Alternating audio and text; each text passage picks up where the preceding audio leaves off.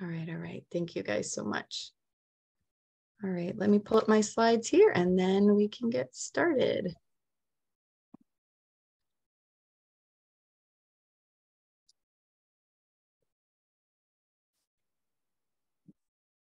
I have way too many tabs open.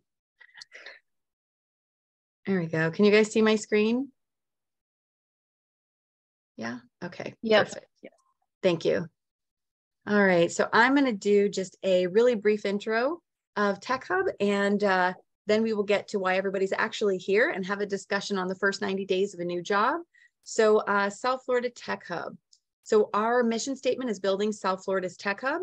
And so it's a pretty broad and generic statement. So I kind of like to describe a little bit about what we do and what that means. But our 4 core pillars are talent, brand, community, and startups. So we do a lot within the tech talent space, everything from K through 12 all the way to higher education, helping everything from working with the universities and colleges around degree and coursework programs to working with our boot camps, also exposing young students within K through 12 to STEM careers and coding as well. And branding is how are we branding South Florida as a tech hub? So we work a lot with the tourist bureaus, the economic development offices, other nonprofits and organizations across the region just to brand our South Florida region as a tech hub so that people can view us that way from across the state or across the country as well. And community, we have, if you guys haven't attended one, we have a lot of Tech Hub events all the time. So the community piece is really bringing together the people that make up our tech community or make up the tech ecosystem. So everything from smaller user groups and meetup groups that we can support and help in any way, all the way to some of our larger events, both that Tech Hub offers to ones that we partner with, like IT Expo and eMerge Americas. So just bringing everybody together within the region and helping connect people for resources and kind of know who's who and where to go to for things.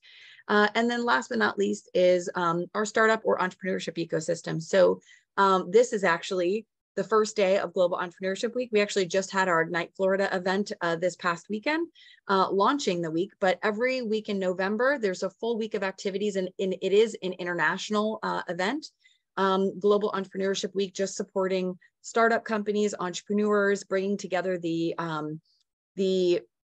venture capitalist community, angel investors, startup entrepreneurs, accelerator and program leaders, anybody that kind of makes up that ecosystem. So that's something that we do throughout the year, is supporting that community and as much as we can to hopefully have our next set of unicorns here in South Florida.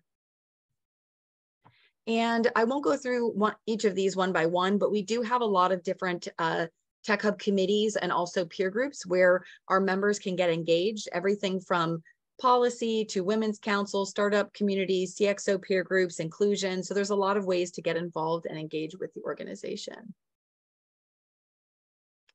These are a few of our current members. We have about 250 current members across the region, but these are probably some more recognizable names or companies that you may be familiar with. Again, we are actually, we expanded about 3 years ago. So now we are regional and we're Miami-Dade, Broward, Palm Beach, and we actually just added Martin St. Lucie County as well. So without further ado, why we are here today, our panelists, our discussion is actually all about the first 90 days on a new job and expectations to have, and some just good best practices and tips for everybody. So we've got a few great people here. I love that it's an all-female panel as well. But we have Rebecca Bakels from City Furniture, software engineer, from Social Mobile, Sabrina Maday, Director of Corporate Communications, and then Brittany Fox from Focus Global Talent Solutions, co-founder and CEO. And we were actually just talking about before I started recruiting that this is what she does for a living. So she's was one of our speakers at our Ignite event this weekend as well. So what I'm going to do is I'm going to allow each of you, so I don't steal any of your thunder or say anything wrong, I'm going to let each of you introduce yourselves. I'm going to start with you, Brittany, just because you're first on my screen. And here we go. I'm going to spotlight you if you want to give us a little brief intro. Yeah, thanks, Nikki. So I'm Brittany Fox. I own an IT staffing company here in South Florida, and we've been going about 5 years now, and we work with some really large organizations across the country. So Coinbase, Twitter, Adobe, Royal Caribbean locally here, and we just help build out their tech teams. And a lot of what we do is on the contract side. So we put people in assignment for 6 months or more. And then about 15% of our business is the full-time placement hires. And we are a women-owned company as well. Love that. Thank you, Brittany. So the next panelist we have here is Sabrina. And I'm going to add spotlight for you as well. There you go. Hi, everyone. I'm Sabrina. I'm the Director of Corporate Communications at Social Mobile. Social Mobile is a rapidly growing company. We've grown a lot just in the past year that I've been here. But in short, what we do is make bespoke devices for enterprise. So things like we make like custom tablets for DoorDash, and we've got some other large enterprise partners that we make custom devices for and also manage the devices for. So that's us. Cool, thank you. And yes, you guys have been growing drastically. I've been seeing that every time I go on LinkedIn. I feel like there was another hire that you guys are promoting. Yeah. So congratulations, that's huge. Our next panelist is Rebecca, and I'm going to add your spotlight here. There you go. Hi, everybody. Yeah, I'm Rebecca Bakels. I'm a software engineer and tech community advocate at City Furniture. Most of you know what City Furniture is if you live in Florida. It's the largest furniture retailer here. You probably have some of our furniture in your house.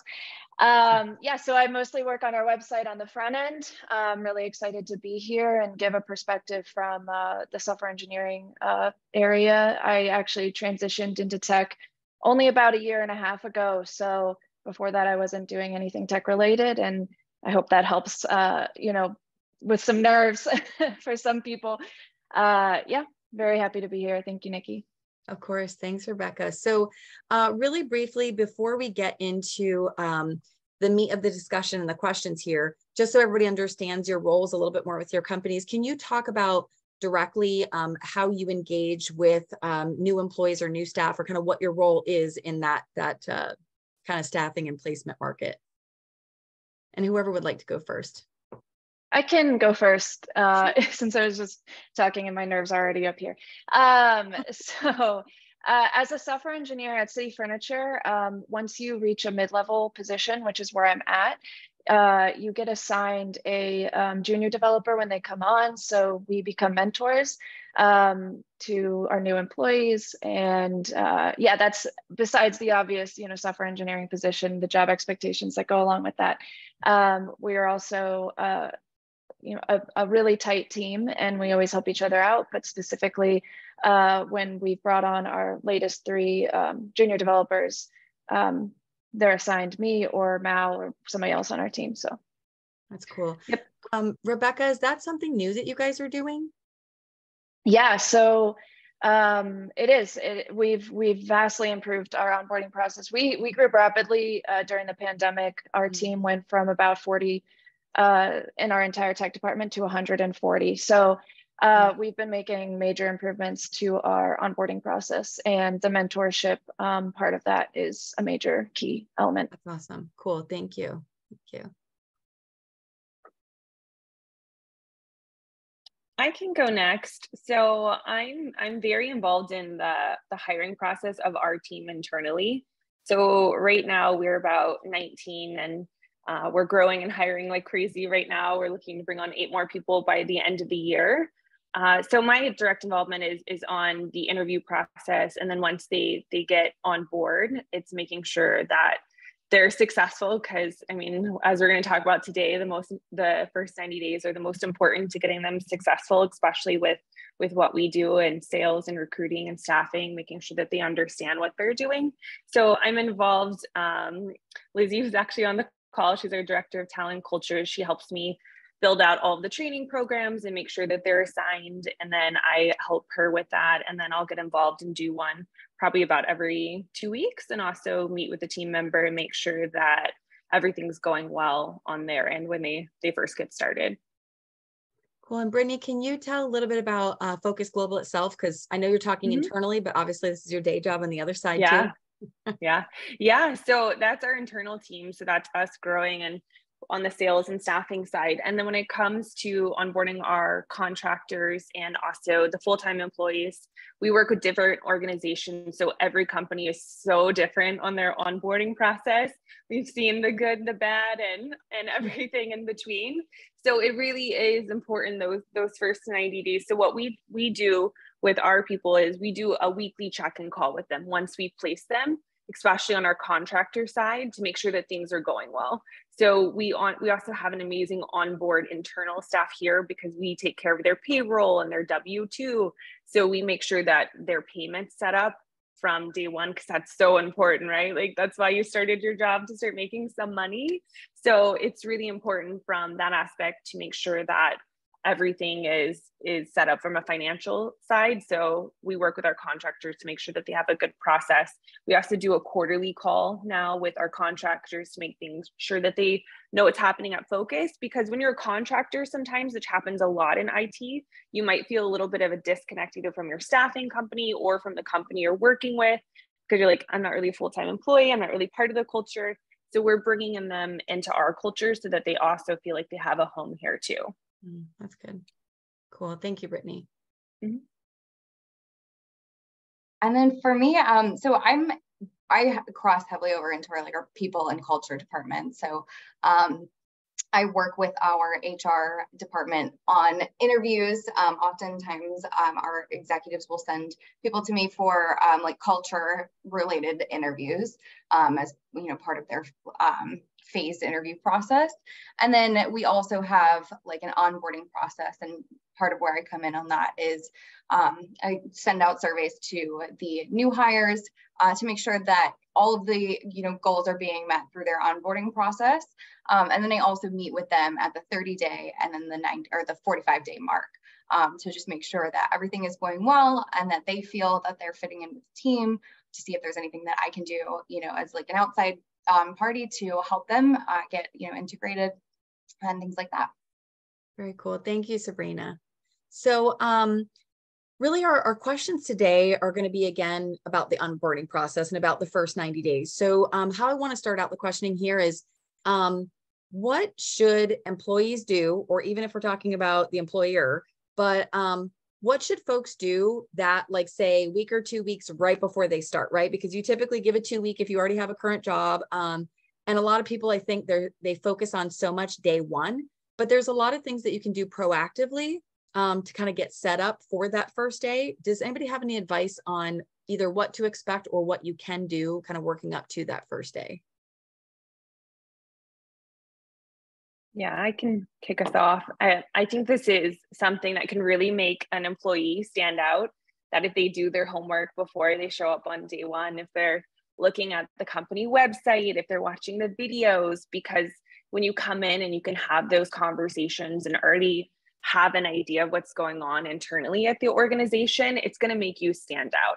Because I've seen it from both sides, from people walking into our company when they tell me they've seen a video, or they say, hey, I saw you guys we're doing this on LinkedIn, tell me more about it. I can tell they're engaged and they're excited about the opportunity. And same thing when they go on assignment at one of our clients, if they know information or they're asking us questions about, hey, what should I prepare for when I go on site? What do I need to know about this organization? It's gonna let them hit the ground running so much quicker. So definitely advise doing homework, company websites, LinkedIn, check out everything social. The more research you can do, the better. Great tip. Yeah, sorry, Sabrina, I didn't mean to cut you off. No, that's perfect. To build off of that from the employee perspective, one of the things that I did at the end of my interview with my tech lead was I asked from what he knows from my resume and from what City Furniture's tech stack looks like, what should I be learning ahead of time in the few weeks that I had? So I knew React, but I didn't know Next.js, the framework that we're built on. So he said, well, dive into Next.js to learn the framework.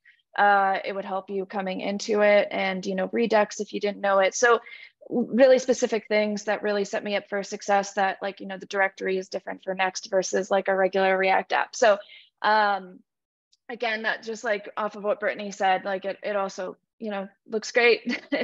And you feel less pressured, or more going into the job. You don't feel like you're totally like in the middle of the ocean in the water, like surrounded by things you don't know. So, yep. Go ahead, Sabrina. Yeah, I totally agree with what Brittany and Rebecca both said. Make sure that you're following, all of the social channels, if they have multiple channels. You can start connecting with people on LinkedIn, absolutely, the people that you're going to be working directly with, and just cross-functionally. And then while you're like looking through all of the different website, the sites and any news articles you can find on the company, make sure you take notes and write down any questions that you have, so you can kind of get a list started.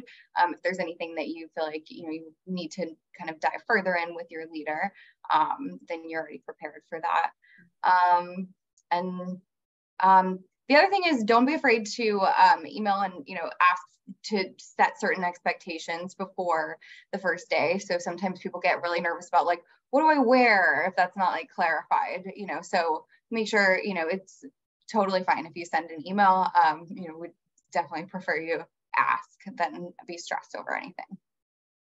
So funny enough, Sabrina, you just made me think of myself, because even Tech Hub, when we used to be Palm Beach Tech back in the day, I was so used to past jobs of having to dress up and wearing a suit or high heels or my hair fully done or full face of makeup. And Tech is not like that. And so I remember showing up the first day with like heels, and everybody's looking at me like, you don't have to wear that, right? And I remember somebody even saying that to me, and I didn't know what I was supposed to wear. So I still kind of showed up the same thing the next day. And then finally somebody was like, you can like wear sneakers and jeans. It's okay. So I took that too literally. Now I wear them all the time. But yes, it was, that just hit home with me, because it was a little like awkward the first day where I was like in like a full suit and high heels, which was not needed. Yeah. So I also oh, go ahead, Brittany. Oh, sorry, Nikki. I was just going to say, because it made me think of this, because to help you guys not be stressed, like showing up on the first day too, South Florida traffic can be crazy. So looking at your research from the drive perspective, and also parking, do you need to get a parking pass? How early should you show up so that you don't walk in frazzled? The more you can do to prepare to walk in the door, that you're not late, or that you're just being late to the you first don't know day what would not to do. be great. Yeah, exactly. No, that's a really good tip. Well, a lot of companies also will ask that you complete certain paperwork before your first day. So just make sure you're paying attention for any of those communications from them, and anything that you need to get done, in terms of like I-9s or things like that. Sometimes it will be before your first day, but yeah. That's smart. Yeah, these are some great tips.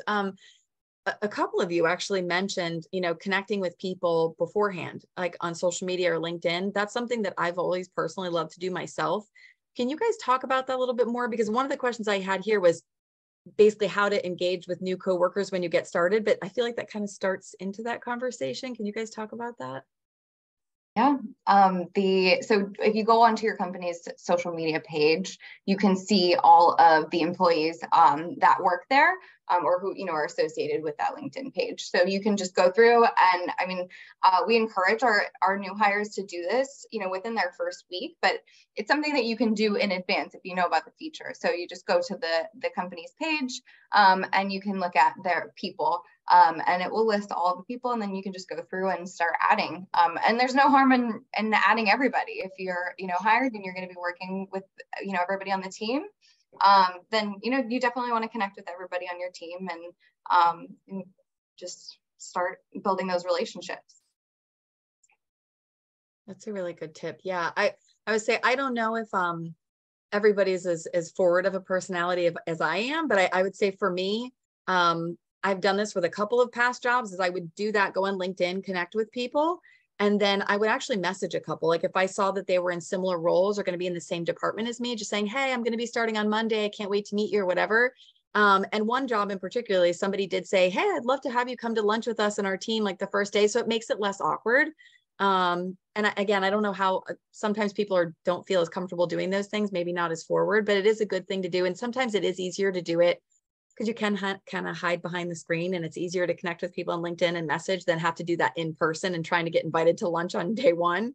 So I think that's some really great advice of connecting in advance. Were you going to say something, Rebecca? I'm sorry. It looked like you were going to say something.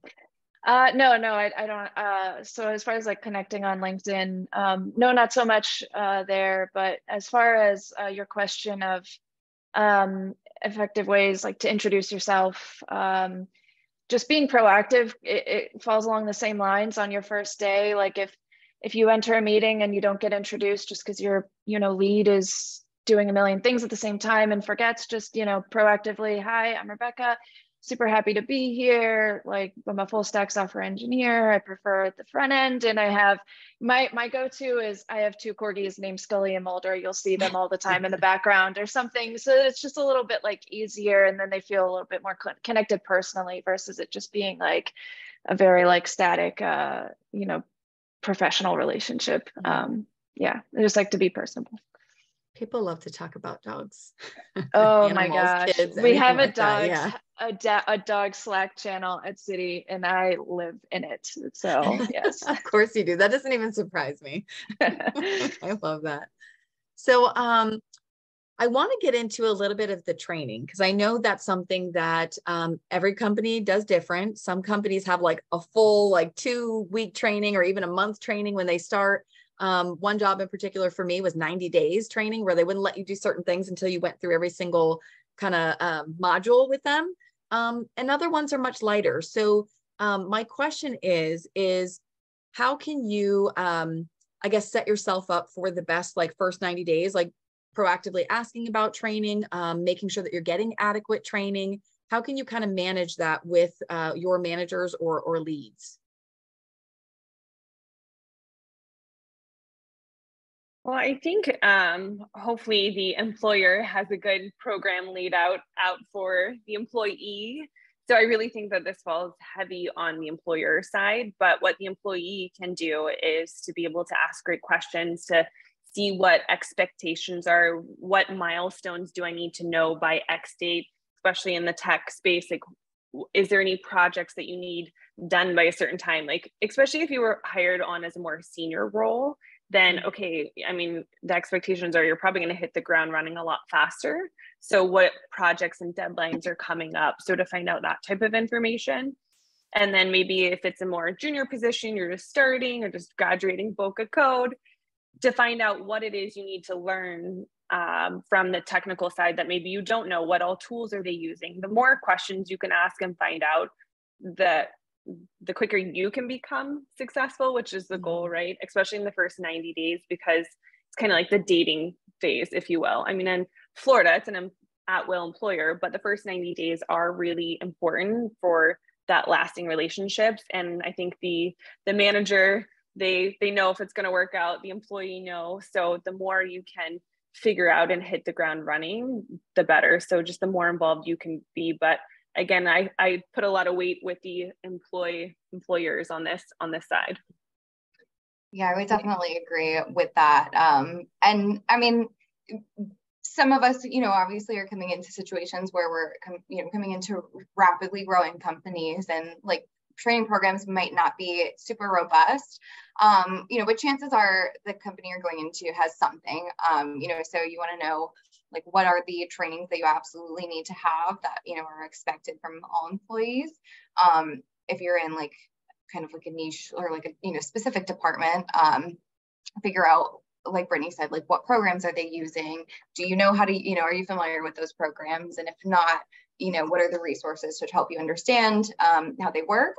And then, I think overall, like if you find that the training structure is not robust, period, or not robust enough for you, just, it doesn't hurt to like write down the things that you feel that you need to learn, and then who could potentially help you learn these things, and then kind of schedule time with those people, because everybody of course wants you to succeed so that you can succeed together.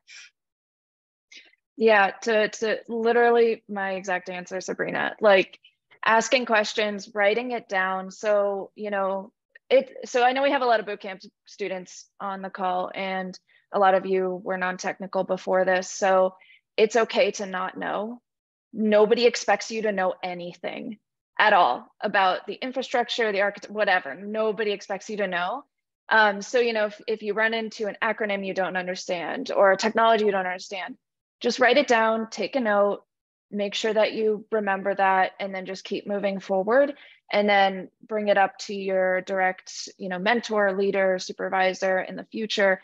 But just making sure that if it's blocking you, of course, ask right away, like, hey, can we touch base on this? And also be detailed about why. So a lot of the time, and I'm guilty of this, is like a little bit of like panic of like, I don't understand, but without any concept of why I didn't understand. And, so writing down, okay, this is what I didn't understand. This is what I did to try to understand. It's still not clicking with me. So here's what I've tried. And then they can immediately touch base with you, immediately help you out. And it's not, this confusing like back and forth. So just breathing and taking notes and knowing it's okay to not know is definitely, I wish I would have, had that mindset going in at City, but yep. Yeah, I think that's both a great tips that you guys gave, is like, I love the writing down thing. And actually talking, Nadia knows this, but we have a new staff member that just started a couple of weeks ago, Jeffrey, and he's great at that because he'll literally come to me and go, okay, after our last few meetings, I don't get these things. And he'll literally come with like his list of things, and it makes it much easier for the conversation as well. You don't get flustered. You don't forget things you want to ask. And it just makes the flow of the conversation go so much better when he already has it like outlined. He'll literally share his screen and be like, here's my questions. And we just go over with it. And it helps too, because I know we haven't really talked about it yet, but being in office versus virtual sometimes makes that more difficult too, because if you're sitting next to somebody where you can just kind of holler out and ask a question is much different than having to set times, throughout the day to connect with somebody. So having those questions outlined, I think, is really, really good advice from both of you.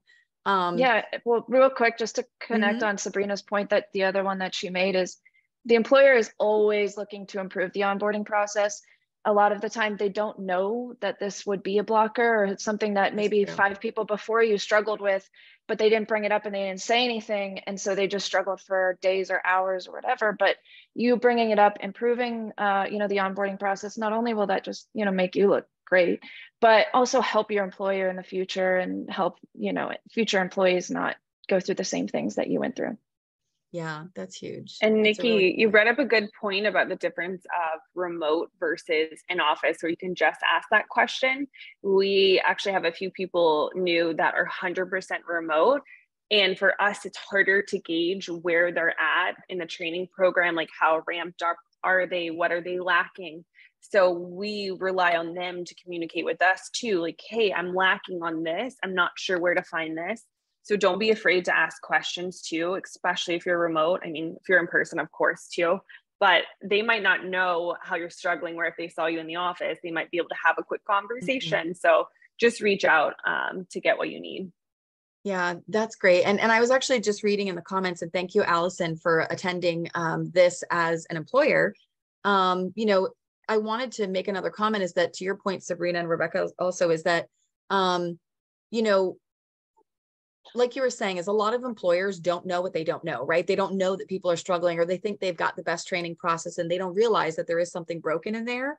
Is that I think a lot of people are scared to be the like squeaky wheel when they first start, but that it can actually make you look really good is by, opening up and saying, hey, I want to help you guys improve this. And this is what I'm struggling with. Because like you said, if you are, there probably was 5 people, like Rebecca said, behind you that were struggling with the same thing and they just didn't know.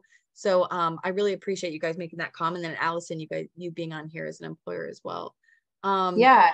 And for Allison too, like, even just starting with things like the survey, as an employer, like just encouraging people, it helps to encourage people to give their feedback. Because sometimes if, people aren't saying, we want your feedback so that we can improve, then they won't give it. But surveys are super helpful to kind of, track where you're at, what needs improvement.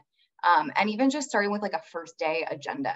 Like if you can get them, like everything that they need to get done on the first day, like that's step 1, and then eventually you can move on to like building out that first week. Yeah. I think you made a good point, Sabrina. And I know it was more just about the opening up the communication from the new employer to the employee, but I think that really goes into culture as well, is because a lot of companies, the culture isn't the best and they're not set up where you do feel comfortable saying something, or, you are looked at as that squeaky wheel. But I think if you really are as an employer, genuinely, you do want feedback, you do want to build a solid culture where people can speak up and mistakes can be made. And I think saying that, because not everybody knows that, saying that in advance to say, hey, if there is something you're going through and it's not set up the best, or you feel like you need more help, or maybe you don't understand that, let us know. I think you setting that standard as an employer makes the employee feel that much better. And I think that really sets the tone for the culture moving forward. Yeah, I think you guys are making some great points. So the next question I had for you all was, so this again, going into, still keeping on the tone of asking for help and all of that. And I know I've struggled with this myself, is when should a new employee ask for help versus try to figure something else on their own? I'll start there from my perspective and from trial and error. So my rule of thumb is after the onboarding process is over, essentially, and you've gotten all of the resources that you need to find your own solution, specifically, my thing is, if you spend an hour struggling on the same thing, first take a break, walk away, take your dogs out, grab a snack. It might just be that you're hungry. It might just be that you need to stop staring at it for a minute. If you come back and after another 15 to 30 minutes, it's still not making sense, I go back to that, writing a detailed message to your mentor about what you've tried already, give them all the information of what you think was the issue so that they can narrow down a solution. And then once you do connect, it's a very productive conversation that's not just frustration and emotion. So that would definitely be what I would go with. Yeah, I completely agree. My biggest thing was also, like, if you have exhausted all the resources that have already been given to you and that exist out there, then that's when you need to turn for help. And if you're spending too much time on it, like if you're, if other things are starting to drop, or like if you're, just really sitting there like pulling your hair out at it, then it's totally okay to ask. And then, continue to make sure you take notes and write things down so that you can reference it again, if you have this issue again. Yeah, I think that's an important factor in it too, right? Like once you have asked for that you're also resourceful, you're taking the notes, you're not coming back about the same questions, because that can be quite frustrating to your employers. Yeah. So making sure that too, you do your homework, like the ladies both said here, is like, before, have you exhausted the resources? Have you gone back to the tools they've already given you? And if you're still struggling, get that answer, but then make sure that you write down that answer so that you're not coming back, because that can be a frustration. But I mean, sometimes you need to hear it multiple ways. Maybe it wasn't explained well, or maybe you need to ask a coworker. So don't be afraid in that aspect either, if you didn't understand it the first time. Yeah. Yeah. And I think it was maybe, Brittany, you said in the beginning too, depending on the level of your role, that people are expected to kind of get started at different rates.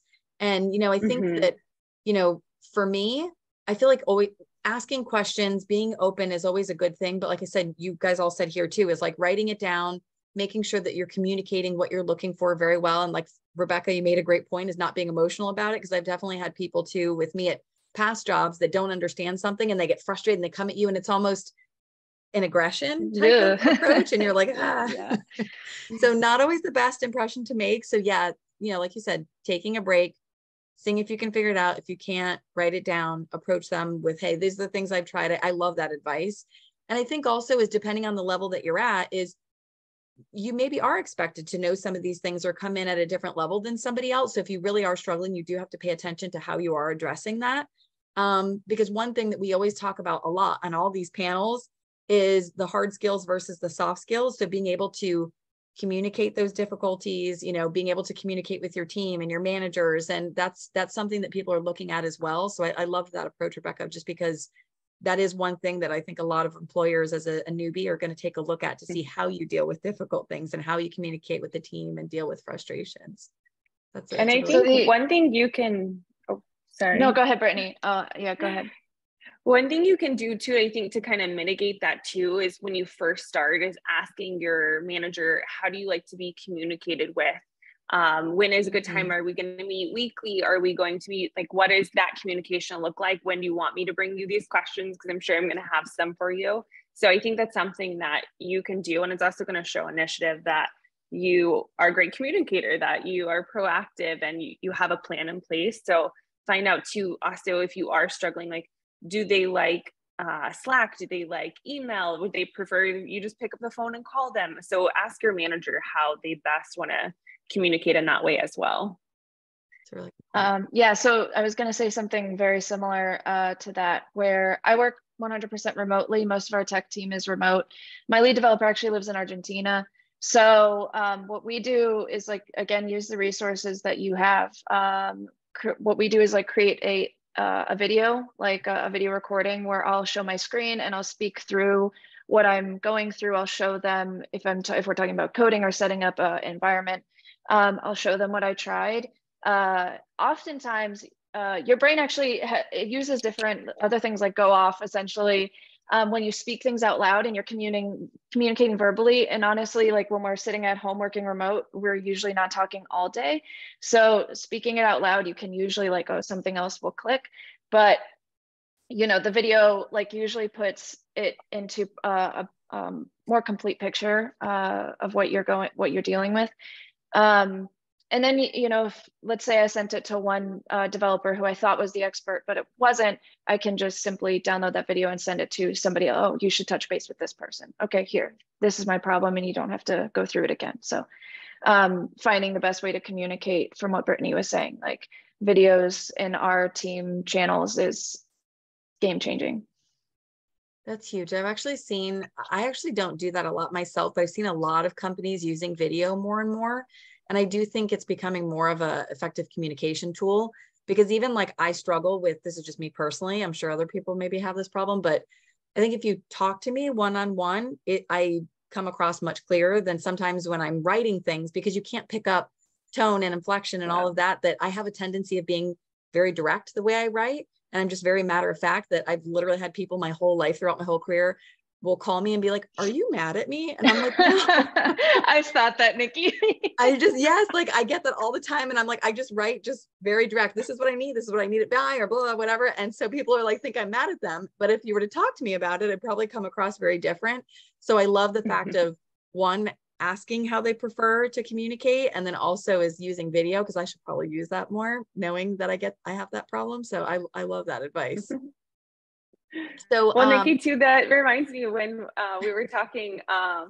So like I told you we use the DISC personality test. So you're probably like a higher D, you're more direct, yes. you're to the point, yes. And that's how you communicate. And I think a tip too, like if your company had you take a personality test before you start, see if your manager is willing to share what theirs is, because that's going to help you have a better relationship with them, to understand like, okay, every time I meet with Nikki, she's very direct and matter of fact to the point. And if you come in there and you're like, hey, how was the weekend? And you're all social, and Nikki's probably like, oh, like I like let's get to the point. So you got to understand too, like the personality side on top of the communication. Like, how do they like to communicate? I think would be a really great tip for someone starting, because I mean, you're kind of dating, right? You're learning, how is this person as a person? What do they care about? How do they communicate, and what's their style? And it doesn't mean Nikki doesn't care because she's D to the point, but that's just how that's her personality. Right. And then on the other hand of that, like if you are finding that your manager has a completely different style than you, or than what you're used to, you know, you can always go to your manager and be like, this is the way that I, typically like to learn best, and kind of give them some information so that they can also take that into consideration and help you succeed, because your manager for sure doesn't just, want to communicate with you in only the way that they want to communicate. Mm-hmm. They want to make sure that it's like, collaborative, and that you guys are achieving your goals in the way that works for both of you. So there's definitely no harm in kind of calling that out and letting them know what you need also. Yeah. I think that's wonderful, bringing up the personality test and stuff too, because I know for me, in particularly, is, like I said, I always thought I came across one way, but I was wrong. And so sometimes we even have a different perception of ourselves than what other people in real life actually perceive us like. And so it was about 10 years ago at a past job that I had done this, and I had taken, the personality test just to learn more about myself. And there's so many great ones. I know you mentioned like DISC, even I love like the color personality test, but I'll give you a really brief example, but the color personality test, it puts you in like buckets of 4 different colors, right? And like, what is your high color and kind of low color, and like who you work best with and how you're perceived and all of that kind of stuff. And the one that I had done, my high color was a very high color, was a gold. And basically the test tells you the positive things about your personality, but then also the negative things, how you can be perceived. And basically, in short, I was told that I could be very organized, very streamlined, but I can also come across very bossy and a little bit bitchy, depending on how I'm talking. And I was like, oh my God, I could never. But I guess once I started realizing like how I came across to people, then I started paying attention to it more and more. And then of course, once you do that, like you said, Brittany, with your team, and you're seeing, you know, what their DISC is or what their color personality test, or there's so many others out there. But I think that's a really, really great tip, because I absolutely love those. And it really does help me, not only just to figure out how I should communicate with the other person, but how I'm coming across to people, to maybe adjust how I talk or approach people as well. That's a really good point. So, so I had another question here. So one of the other questions was, so when you mentioned early on, Rebecca, like acronyms and stuff, right? So there's, again, using myself as an example, as I came from healthcare to tech, right? And there's so many different words we may not know, acronyms. Like, how much time would you say in the beginning that you guys gave yourself, or even as an employer, is expecting people to pick those up? Or like, how do you ask those questions of not knowing those things? Because I think, again, it may come into how senior level you are, but I know that's something really big in tech, that there's a lot of acronyms. I'll go first on this one, because I actually am also brand new to tech within the last year. And so for me and my specific role, I'm not, you know, in the day-to-day like tech teams, right? So corporate communications. Now I need to understand the terms so that I can communicate certain things to, you know, the team internally and externally. But I will, you know, full disclosure, I for sure cannot keep track of all of the acronyms every single day. So I have a list of terms that I, you know, have like put on like a little notebook. Like a cheat sheet. Yes, for sure. And I go back and reference them when I need to. There are certain things that, like, you know, I for sure know that I need because they come across my screen all day long. You know, and so I think that like everybody kind of have that, you know, kind of gauge in terms of like what your role is. Like there are acronyms that are used every single day, you know, that you're going to need to know. And then, you know, the other thing is like always ask questions, ask your coworkers and the people that are working around you, like, you know, what are the things that I absolutely need to know? And then keep a cheat sheet for sure. Yeah, so at Citi, we have a expectation that we set, you know, week 1, day 1 is to document everything. So we have a really vast Confluence library that we can reference. And one of them is for acronyms specifically. I remember on my very first stand-up with my team, I didn't understand 90% of anything that they said. And it was a moment of like, oh my God, what did I just spend the last 10 weeks learning? I don't know any of this. But yeah, everybody feels that way. And a lot of companies have their own acronyms, which makes it like a KPI in one company means a completely different thing in another company. So just like making sure that you ask, first of all, definitely keep a list. And then again, it goes back to like probably 3, 4, 5 people before you struggled with all those acronyms and had to figure it out, make their own list. So having that public and sharing it with the team is great. Always documenting. Again, it's just going to, you know, make your employer happy that you are taking the initiative as well. That's a really good point. As you're saying, each company has their own acronyms, their own verbiage, and then even industry specific too. Sometimes within different industry sectors, you have that to add on top of it. So it's like a really good point. It actually makes me laugh because I'm terrible with acronyms. And Lizzie knows this. She comes from like Macy's and Abercrombie, and they have all these acronyms. And she would say that, what is she talking about? Like, should I know these? And so I always just like, what does this mean? Like, just ask. So I think, especially when you're new to the company in the first 90 days, they're going to have so many of their internal like way that they say things. Now, if it's like has to do with code and something that maybe you should know or maybe you shouldn't. So I think it comes back to asking those questions, just like we mentioned earlier. Like, look at your resources, see what's already been outlined for you. Is it there? Can you find it? If not, okay, get clarity. Because even for me, I mean, I'm not a technical person, but we're taking these calls with our clients that are telling us about technical roles. And I've done this in the past where I didn't ask, what does that mean? Or what is this tool? Because I was scared to maybe sound ignorant to my client, that I didn't know what I was talking about. And then I would go to the marketplace and try to find a candidate with this skill set. And then they would ask me a question. I'm like, oh, I don't know. And then that's just more frustrating if I have to go back to the client. So same thing with internally. So if you assume you know or think you're going to figure it out, and then you'll have to go back and it's been a week when you could have just asked a simple question, it just prolongs it. So don't be afraid to ask those questions with the acronyms. True. Yeah. And actually, I was thinking too, as you guys were talking, was, so Rebecca, you had said something about just documenting everything.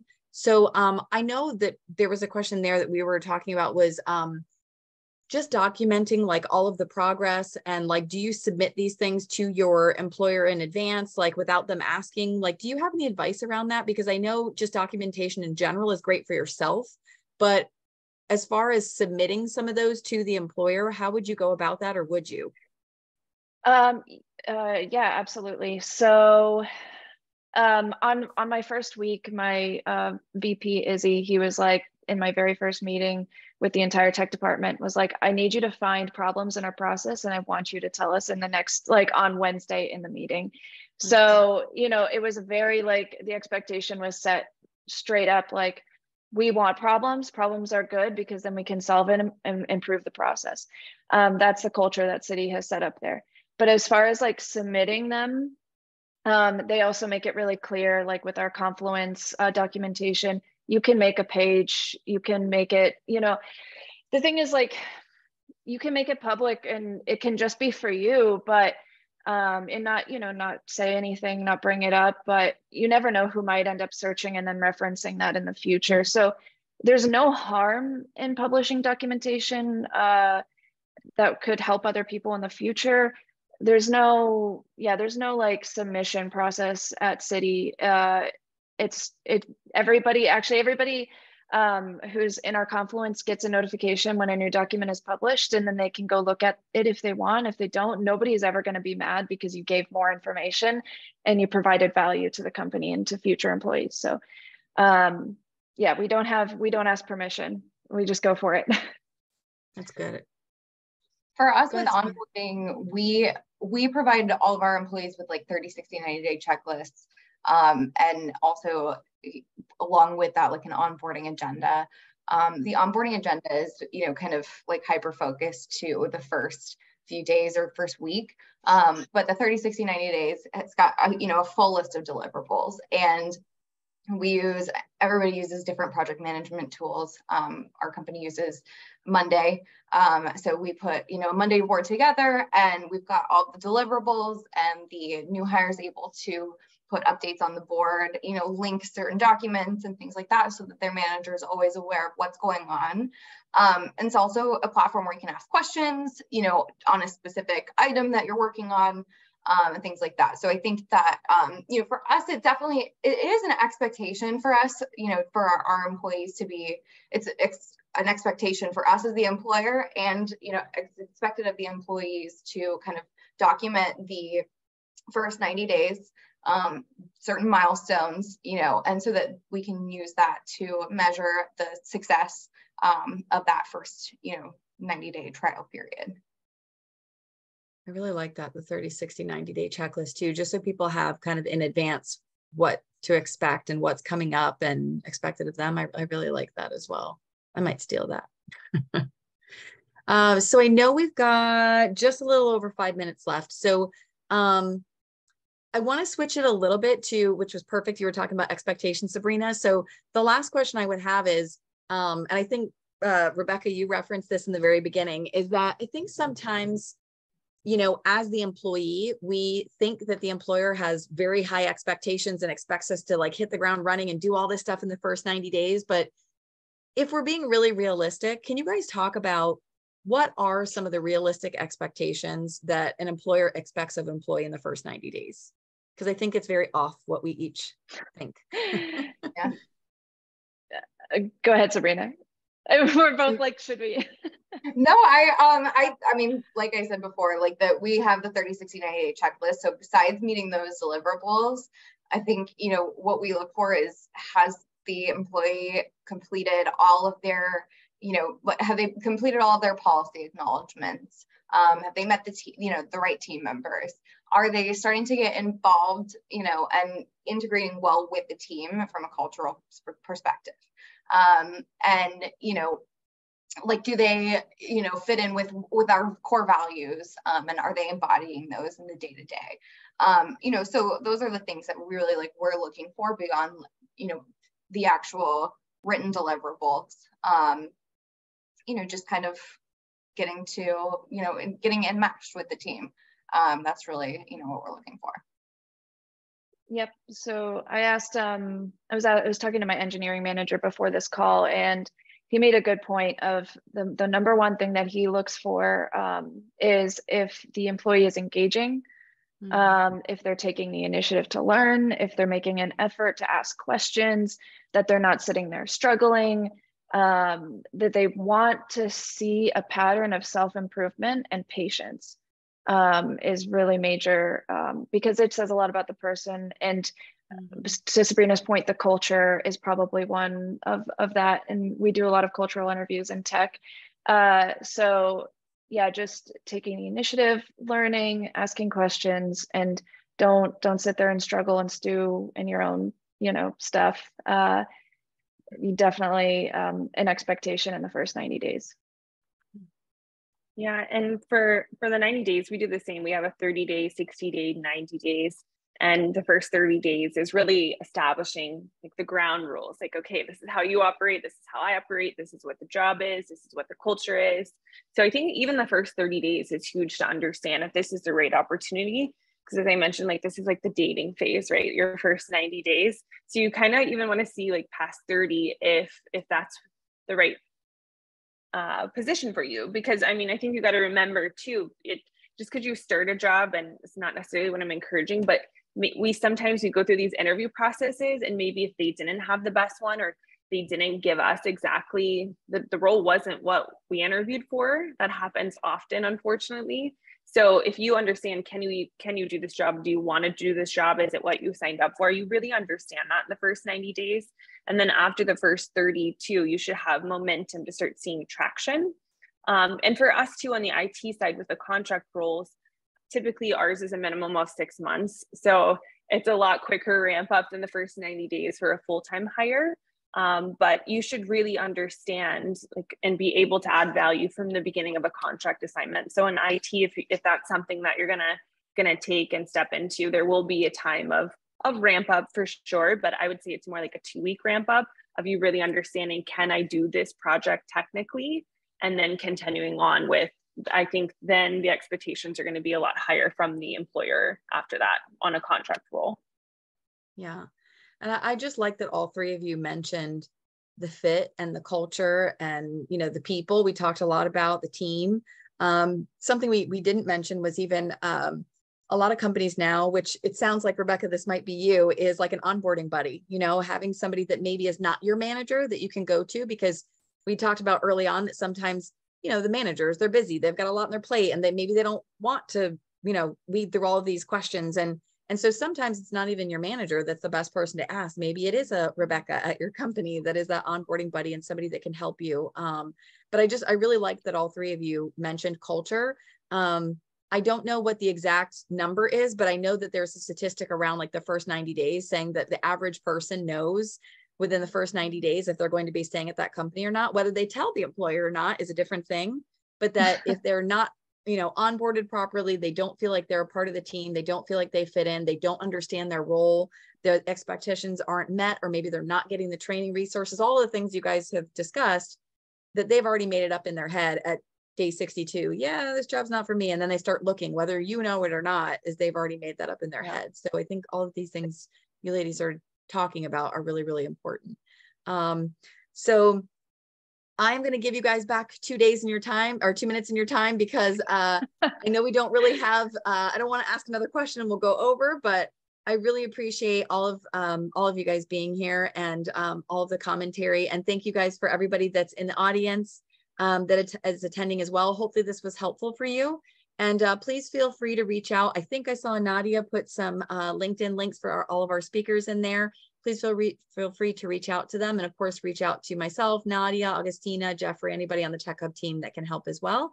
And last but not least, just to mention, is for anybody that is still looking for a job opportunity, obviously you've got Brittany on here, that's what she does for a living. And then we have a job board on the Tech Hub website as well. So please feel free to drop resumes there, and hopefully we can help you guys and engage and see you guys stay here as a part of our South Florida tech community. But thank you guys so much, and have a great afternoon. Thank you, guys. Thanks, Nikki. Thank you so much, Thanks, Nikki. everyone. Thank you. Bye. Bye. Bye.